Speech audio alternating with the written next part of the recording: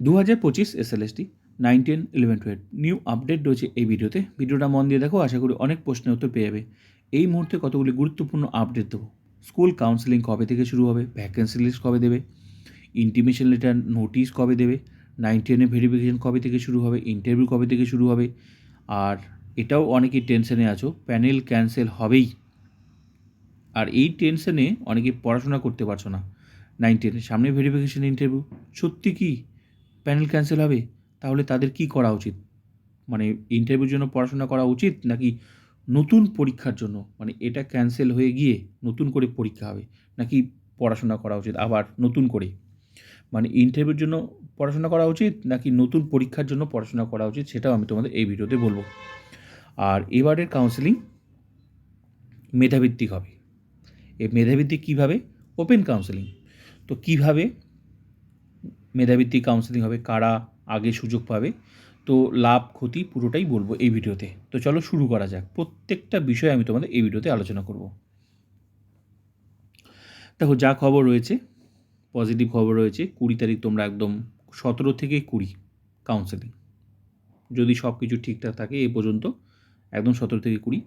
SSC vacancy list পেয়ে গেছে শিক্ষা দপ্তরের কাছ থেকে, চেক করছে। কেন চেক করছে? কারণ আগেও ঘটনা ঘটেছে এরকম, যে যাকে রেকমেন্ডেশন অ্যাপয়েন্টমেন্ট ইস্যু করা হয়েছিল, স্কুলে গিয়ে জয়েন করতে গিয়ে দেখে যে সেই স্কুলে সেই সাবজেক্টই নেই।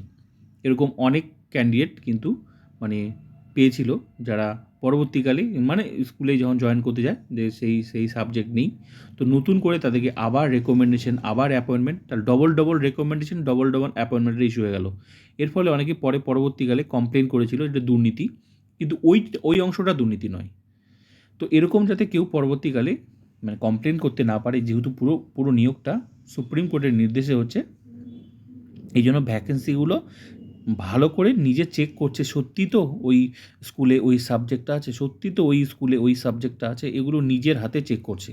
যেহেতু রেকমেন্ডেশন এসএসসি ইস্যু করবে, তাই এসএসসি কিন্তু সেই বিষয়টা ভালো করে দেখছে, যার জন্য তোমরা দেখতে পাচ্ছ না। কিন্তু খুব তাড়াতাড়ি তোমরা এটা চেক হয়ে গেলেই খুব তাড়াতাড়ি তোমরা এসএসসি ওয়েবসাইটে দেখতে পাবে। এটাই হচ্ছে অরিজিনাল বিষয়।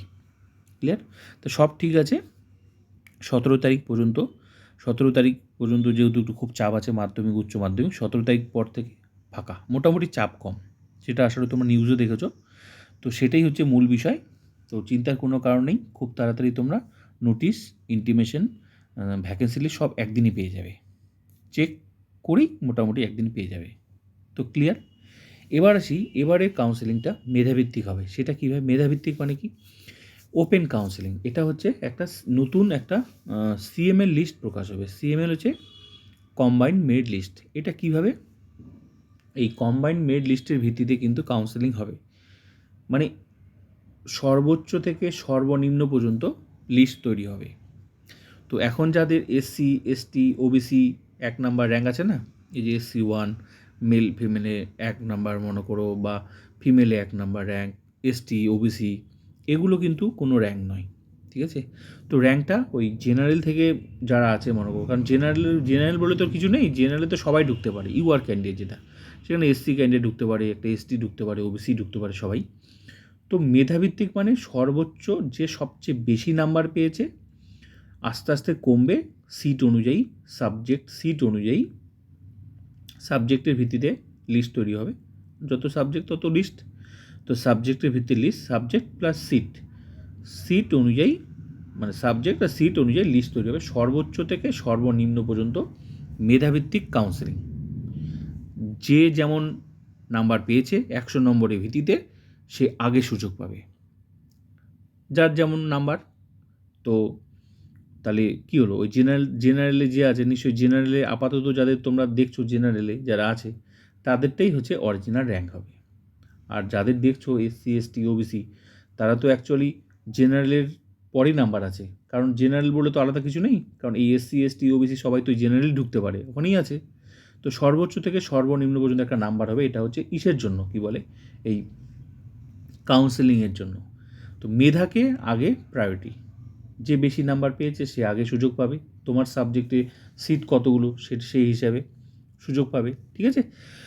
তো এইভাবে সর্বোচ্চ থেকে সর্বনিম্ন পর্যন্ত কাউন্সেলিং। চাকরি পেয়ে গেছো, চাকরি তো তোমরা সিট অনুযায়ী পেয়ে গেছো, এবার সিট অনুযায়ী চাকরি পেয়ে গেছো, কিন্তু কাউন্সেলিং তো এবার মেধাটাই, কেউ তো আর বলতে পারবে না যে আমি বঞ্চিত হলাম।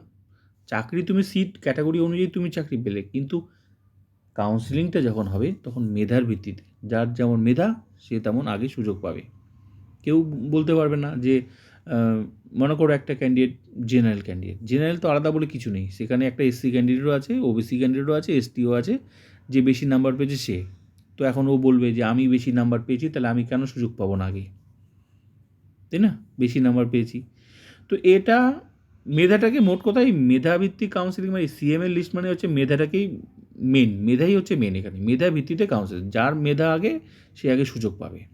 এইভাবে স্কুলগুলো ওপেন কাউন্সেলিং হবে, ঠিক আছে? তো এই যে মেল ফিমেল আর ফিমেল যা শোনা যাচ্ছে, যে স্কুল থাকবে ওই মেল ফিমেল আর ফিমেল, কোনো ক্যাটাগরি থাকবে না সেভাবে, এটাই হচ্ছে খবর। আর 9-10 ভেরিফিকেশান হচ্ছে তোমার, এটা যতক্ষণ না শুরু হবে, এটার উপরই তোমাদের শুরু হলেই তোমাদেরটা হবে। তোমাদের বললাম তো, যা খবর রয়েছে মার্চ মাসের 10 তারিখের পর তোমাদের খবর হবে, 10 তারিখ ধরে রাখো একদম। তোমরা এটা শুরু হয়ে গেলেই তোমাদের জন্য কিন্তু সেরকম মানে একদম নোটিশ তোমরাও পেয়ে যাবে যে কবে শুরু হবে। তো তোমাদেরও খবর রয়েছে ওই 10 তারিখের পর, ঠিক আছে? কারণ 1 তারিখ তোমার গ্রুপ সির পরীক্ষা, গ্রুপ ডির পরীক্ষা 8 তারিখে, তার আগে তো কোনো মতেই সম্ভব না। তো পজিটিভ সবচেয়ে বড় বিষয় 9-10টাকে মানে অতটাও মানে এই মুহূর্তে অতটা ওটা চাপ নয়, আগে হচ্ছে 11-12 এটাই হচ্ছে মেন টার্গেট। এটা শুরু হয়ে গেলেই তোমাদেরটাও মানে সম্ভাবনার বেশি বেড়ে যাচ্ছে। তো যতক্ষণ এটা না শুরু হচ্ছে ততক্ষণ তোমাদের সম্ভাবনাটা কিন্তু একটু কমই থাকছে। এটা শুরু হয়ে গেলে তোমাদের সম্ভাবনাটা বেশি থাকছে। এটার উপরই তোমাদেরটা ডিপেন্ড করছে। কারণ এখানে যারা চাকরি পাবে, লেট হলেও তোমাদের অসুবিধা নেই, তোমাদেরই ভালো। কারণ এটা চাকরি, এই 11-12 প্রসেসটা চাকরি পাওয়া মানেই তোমাদের সম্ভাবনা বেড়ে যাওয়া। কারণ এখানে যারা চাকরি পাবে তোমাদের কিন্তু ওখানে কিন্তু ক্যান্ডিডেট কমে গেল, তোমাদের চাকরির সম্ভাবনাটা কিন্তু বেশি বেড়ে গেল।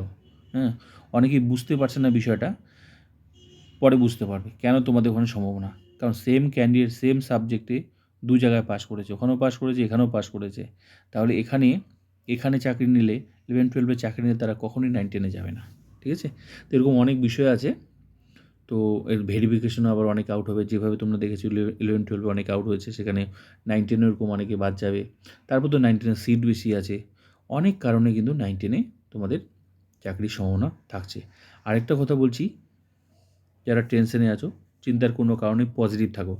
এবার চলে আসি তোমাদের কি বলে, যারা টেনশনে আছো প্যানেল ক্যান্সেল হয়ে যাবে, কী করা উচিত? নতুন করে পরীক্ষার পড়া উচিত নাকি ইন্টারভিউর জন্য পড়াশোনা করা উচিত? দেখো 11-12 যারা চাকরি পেয়ে গেছো। আরেকটা কথা বলছি, ওয়েটিং লিস্ট থেকে চিন্তার কোনো কারণ নেই, হ্যাঁ, চাকরি হবে, ঠিক আছে? এই সিএমএ লিস্ট প্রকাশক নিজেই বুঝতে পারবে, ঠিক আছে?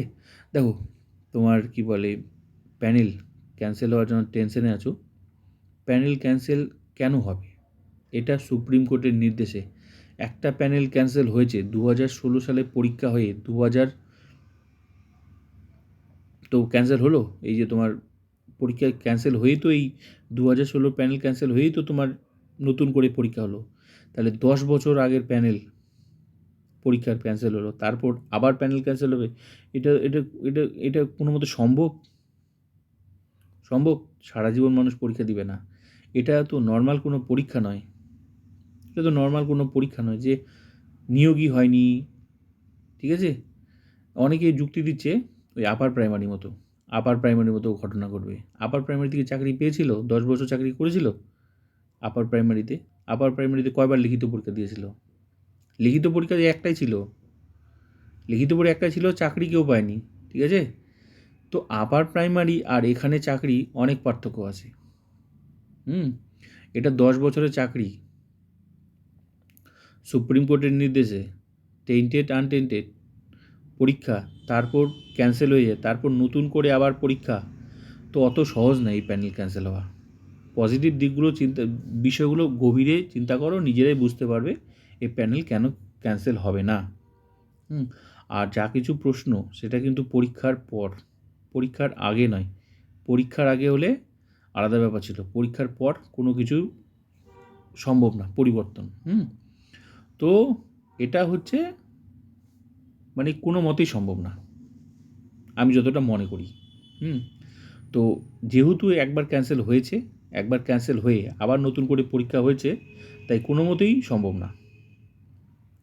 আর যারা ভাবছো যে কী করা উচিত, তোমরা পড়াশোনা করো। পড়াশোনা বলতে ইন্টারভিউর জন্য পড়ো, এদিক ওদিক নেগেটিভ চিন্তা না করে ইন্টারভিউর জন্য পড়ো, ঠিক আছে?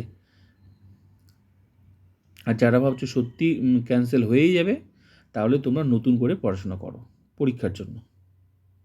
পড়তেই পারো, কেউ যদি ভাবো যে সত্যি ক্যান্সেল হয়েই যাবে, তাহলে কিন্তু তোমরা নতুন করে পরীক্ষার জন্য পড়াশোনা করো, কারণ ক্যান্সেল যদি হয়ে যায় তো নতুন পরীক্ষা দিতে হবে, তো নতুন পরীক্ষার জন্য প্রিপারেশন নাও। আর যারা ভাবছো যে কী হবে, আমি যতটুকু বুঝি সেটা বললাম, তোমরা ইন্টারভিউর জন্য পড়ো। এটাই ছিল লেটেস্ট আপডেট।